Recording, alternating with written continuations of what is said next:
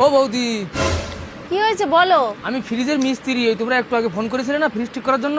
হ্যাঁ, দোকানেই ফ্রিজ আছে, চলো। বৌদি বলো কি সমস্যা তো ফ্রিজে? দাদা, দুদিন বৃষ্টিতে কারেন্ট ছিল না, তারপরে কারেন্ট এসে সেখান থেকে ফ্রিজ চলছে না। আচ্ছা আমি দেখছি।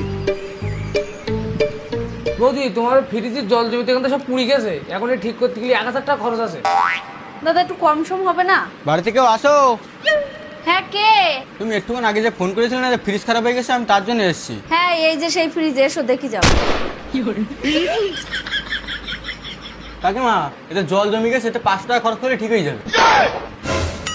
ঠিক আছে, তাহলে তুমি এখন যাও, আমি তোমার পরে ফোন করে ডেকে নিচ্ছি। ঠিক আছে, আমি তাহলে চলে যাচ্ছি, তুমি আমার ফোন করে জানাই দিও। দেখেছো তো, ও তোমার সামনেই 500 টাকা বলে গেল, আর তুমি 1000 টাকা চাচ্ছ।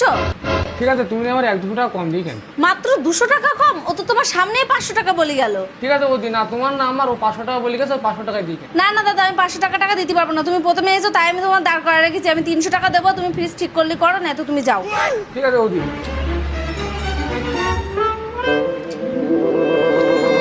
ঠিক আছে বৌদি, চালাইতে গো ঠিক হয়ে গেছে। হ্যাঁ ঠিক আছে। এ অনামিকা, তো দাদার বলতে নেই মিস্ত্রির ফোন পেতে 300 টাকা মেরে দিতি। হ্যাঁ দাদা, তোমার নাম্বারটা বলো তো। বৌদি এই মিস্ত্রি না কোনো 500 টাকা বলে গেলে তোমার কি হয়? ওটা তোমার ছেলে।